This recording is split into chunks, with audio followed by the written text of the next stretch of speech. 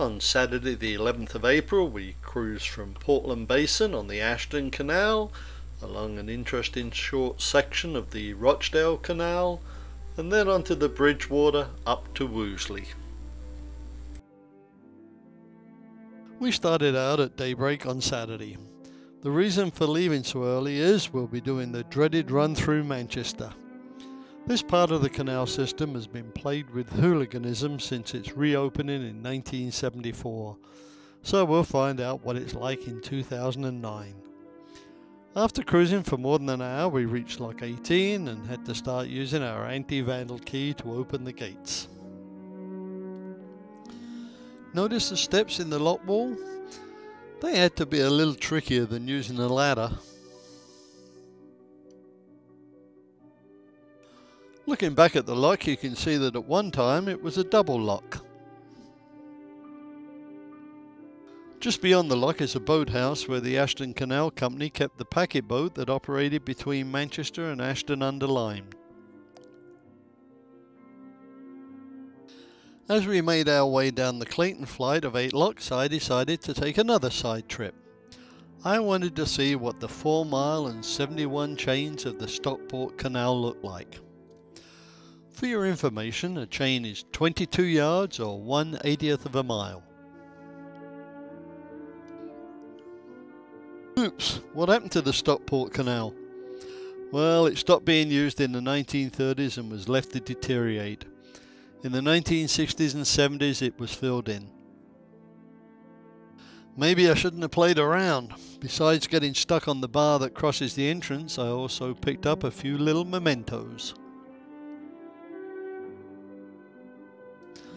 I think this is all that's left of the Clayton arm, but I could have the wrong location. I also think we moored up around here and the girls went to Asda, now called Walmart, to get some groceries.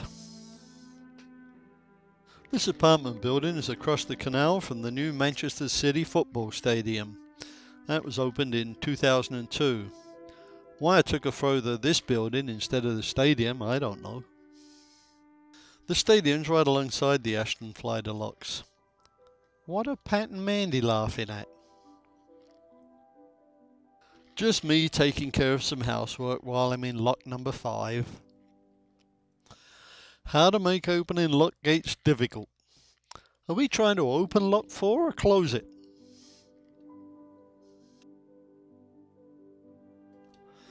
As we approached the inner city of Manchester, we started to see some interesting buildings, like this one looming over lock number 3.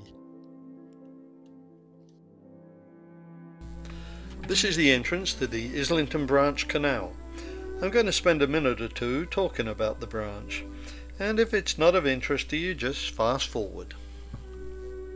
This is a photo of the same bridge that was taken in 1960.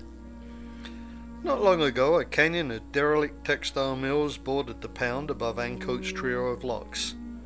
The area was littered with canal arms, but the Islington branch canal is the only one that remains. Long gone is the manure wharf, a euphemism for the transshipment point of raw sewage that was loaded into narrowboats for hauling out of the city into the countryside for use as fertilizer. Okay, now a few facts about the Islington.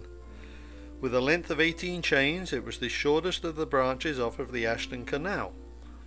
Did you remember that a chain is 22 yards? In its prime, it was an important industrial branch and led to a number of private wharfs.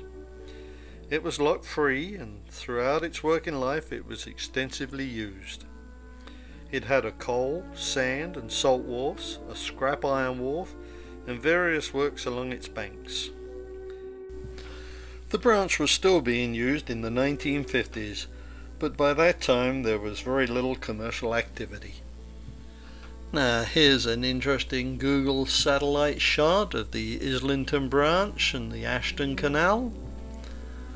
I guess they didn't use their horns.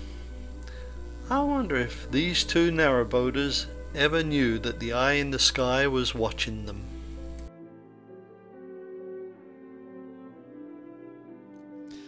Here we are coming out of Lock 1 and going under Great Ancoats Street.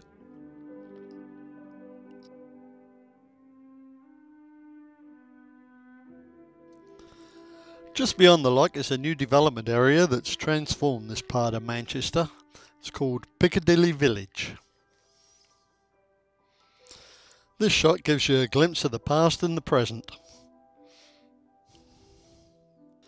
By noon we'd reached Ducie Street Junction and the end of the Ashton Canal.